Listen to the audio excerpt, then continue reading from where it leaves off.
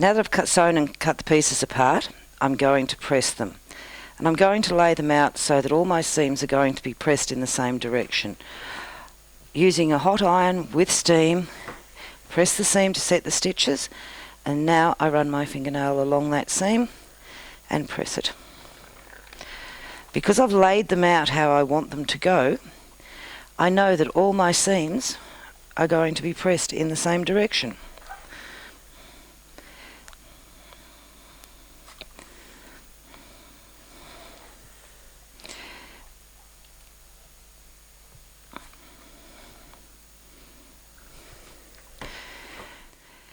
Now that I've pressed the pieces, I will lay out the block again, just to make sure it is correct and know that I am putting the pieces in the right place. I'm going to pick them up in pairs and pin them together again.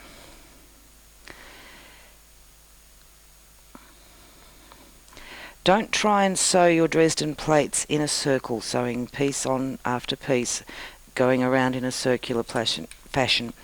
You get a much better finish if you sew them in pairs and then sew the heart pairs together to make your block. So these are now ready to sew. We've sewn the seam, we've back stitched again at the top, press the seams again to set the stitches and open them out. And that is half of our Dresden plate. And here is the other half. If we wanted to, we could actually put this into a block just using the halves. Have a half facing each direction. We could have 4 in a larger block and have them coming opposite, putting our little circles over the centres and then sewing them into the seams. We could also use quarters of the Dresden plate. So we could make a block and have the quarters in the corner coming in, and then you could put a smaller plate in the middle. We will pin these together and sew them. So now we've sewn the final seam, and again we've back stitched at this top piece. I always sew from that piece to the centre. So on this one I would start here and sew here, and on this one I would start here and sew down to here. I'll now just press those 2 seams.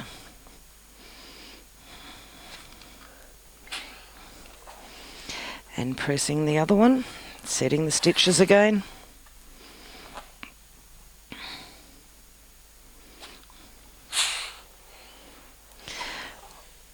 All my seams are pressed going round in one direction, and my Dresden plate block centre is finished.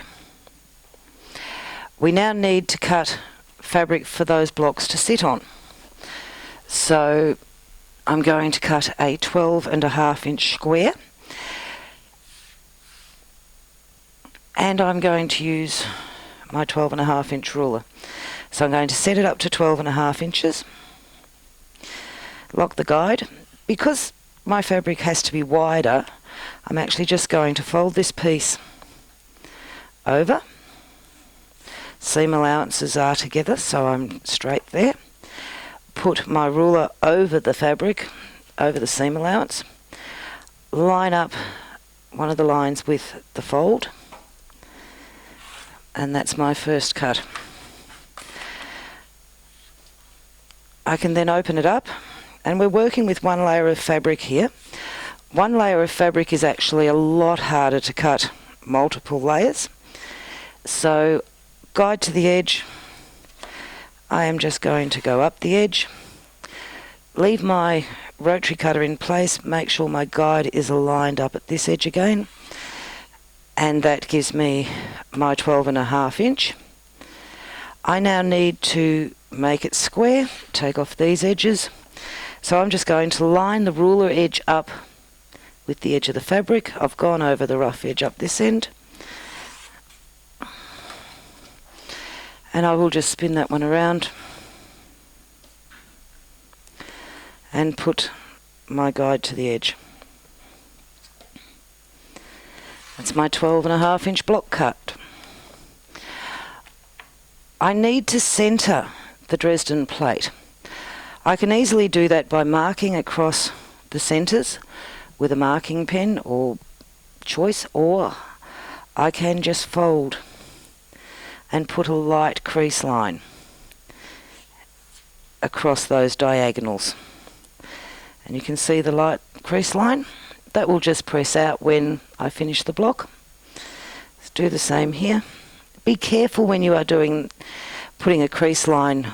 This is a bias and it can stretch out of shape, so be very careful how you do that. So there is the block with its diagonals in place. I can now just drop my Dresden on. When my lines of my plate are going through my diagonals, I know my block is true and the plate is true in that block. I can have it facing this way.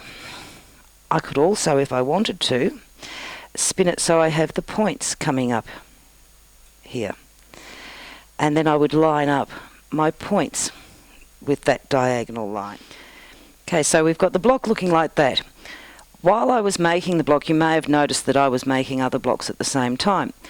I made this same block 12 inches, 8 inches. So I can have that sitting there and you can just see it's there. But if I turn it around, I will have the colours opposing, which gives me a really interesting look. If I am doing this, I have pressed the seams. I want these seams so they nest on top of each other. This seam has been pressed that way and that seam is going the other way. So when I go to put this together, I can actually have those seams nest against each other, so I don't have the double seams riding on top of each other. 12 inch in a 12 inch block. I could also just put the 8 inch into a 12 inch block and have a lovely open space for quilting. I also made a block where I put two of the same colour together. I can have that on its own, and again I can have the colours opposite. So there's lots of different ways you can play with your Dresden plates, and having the Persian topper gives you a whole lot of choices. We now only have a couple of things left to do. We need to sew our plate to the block. So we've lined it up. I will generally pin my plate and I will run pins around the edge, and I will also put a couple of pins through the centre to make sure it all holds still. You can sew this by hand, which is probably how I usually do it. You can also sew it by machine, so the choice is yours.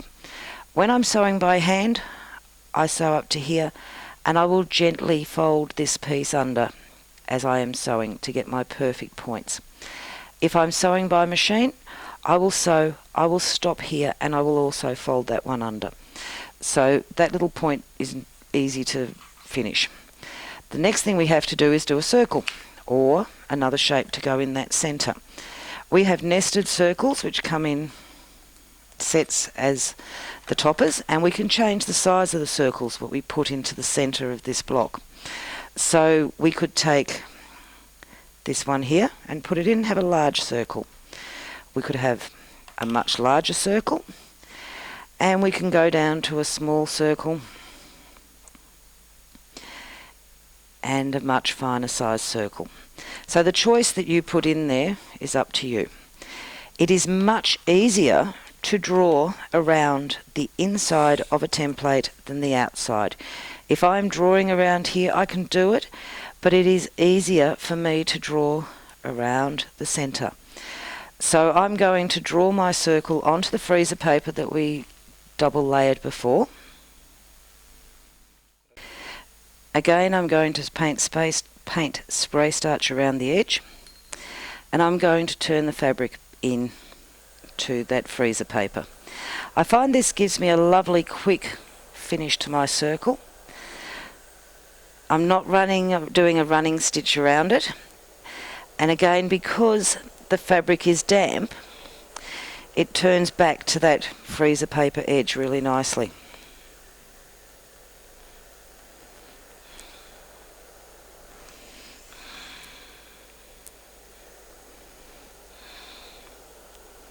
You can do this method with lots of shapes. You could do it with leaves, you could do this method with flower petals, and it's an easy way to learn needle turning.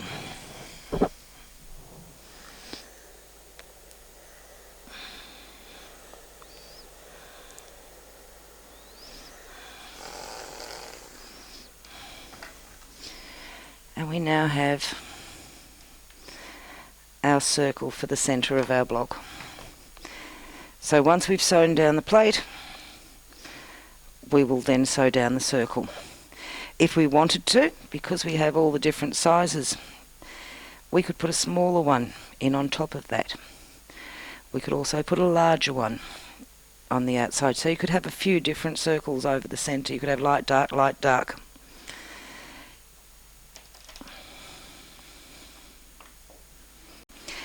So we've made a block using our 8-point Dresden plate, our Persian topper, and our nested circles. Here are the 4 blocks that I just made. I hope you've enjoyed learning about our Westalee Dresden plate, and in the next lesson we will be doing a 20-point plate with different size pieces, giving you an oval block.